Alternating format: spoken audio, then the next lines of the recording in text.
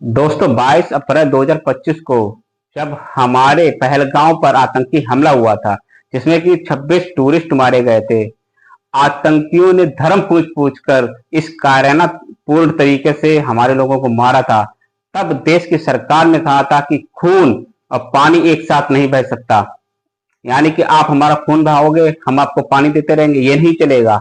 और ना हमारा पाकिस्तान के साथ कोई भी व्यापार चलेगा। तब अब कौन सी ऐसी मजबूरी आन पड़ी है कि पाकिस्तान के साथ मजबूरन हमें खेलना पड़ रहा है। तब सरकार ने कहा था हम पाकिस्तान के साथ कोई भी व्यवहार नहीं रखेंगे, कोई भी ट्रेड नहीं करेंगे। और तब पाकिस्तान के कलाकार को भी हमने बैन कर दिया था कि पाकिस्तान के साथ कलाकार के साथ जो भी मूवी या सीरियल में काम कर रहे थे, वो सीरियल अब रिलीज नहीं होगा, वो पिक्चर अब रिलीज नहीं होगी। तब अब ऐसी कौन सी मजबूरी है कि हमें पाकिस्तान के साथ खेलना पड़ रहा है? क्या कहीं इसमें ट्रंप की मजबूरी तो नहीं, या कोई पैसे का लाभ तो नहीं? क्या पैसे? दोस्तों, एसीसी यानी कि एशियाई क्रिकेट काउंसिल हर 2 साल में एशिया क्रिकेट कप कहलाता है। इस बार की मेजबानी भारत के पास थी, लेकिन पहलगांव हमले के बाद और भारत द्वारा चलाए गए ऑपरेशन सिंदूर के बाद काफी तनावपूर्ण स्थितियों।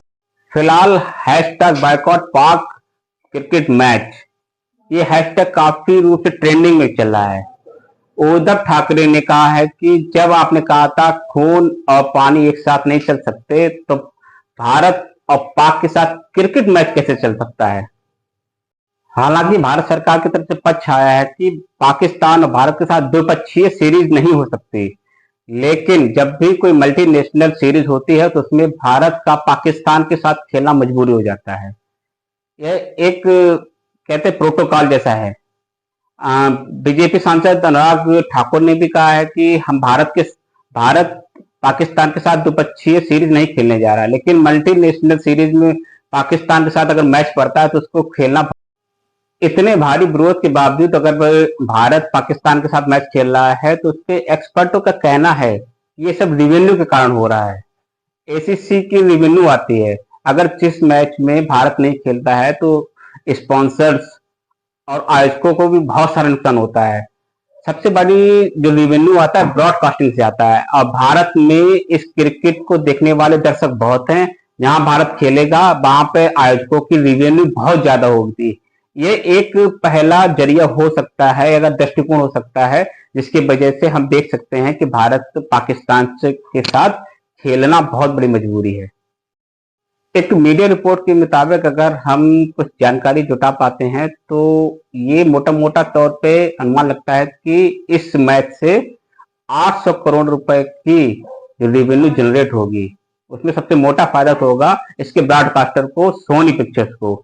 उसके बाद मुनाफा होगा हमारे बीसीसीआई को लगभग 120 करोड़। उसके बाद तो जो प्रॉफिट होगा, अगर सीधे तौर पे कहा जाए कि एक मैच जो है हमारे भारत और क्रिकेट के बीच के रिश्तों में गर्माहट ला सकता है, या कहें तो सीधे तौर पे कहें कि रिश्ते अच्छे हो सकते हैं, तो ये कहना एक सही नहीं होगा। क्योंकि क्रिकेट मैच एक जरिया नहीं है कि हमारे और पाकिस्तान के बीच जो रिश्ते बिगड़े हुए हैं वो सही हो पाए। इसके लिए हमें जरूरत होती है डिप्लोमेसी की। डिप्लोमेसी की जरूरत होगी कि हमारे बीच जो ट्रेड हैं वो सही किए जाएं, हमारे रिश्ते किस सही किए जाएं। पाकिस्तान जो हरकतें कर रहा है उसमें कमी लाए, उसको बंद कर दे, कमी नहीं लाए, बंद कर दे। तब हम भारत और पाकिस्तान के बीच रिश्ते सुधर सकते हैं। तब हम कह सकते हैं कि हाँ, आप हमारे साथ मैच भी हो, ट्रेड भी हो। लेकिन इसके लिए पहल पाकिस्तान को करने की जरूरत होगी। पाकिस्तान को ही हर संभव प्रयास करने होंगे ये सब रोकने के लिए। भारत तो अपनी तरफ से सब कुछ कर चुका। अगर वो चाहती है कि द्विपक्षीय श्रृंखला भी हो तो पहल तो पाकिस्तान को ही करनी होगी। तो दोस्तों, कैसा लगा हमारा वीडियो? सब्सक्राइब कीजिए और हमें सपोर्ट जरूर कीजिए।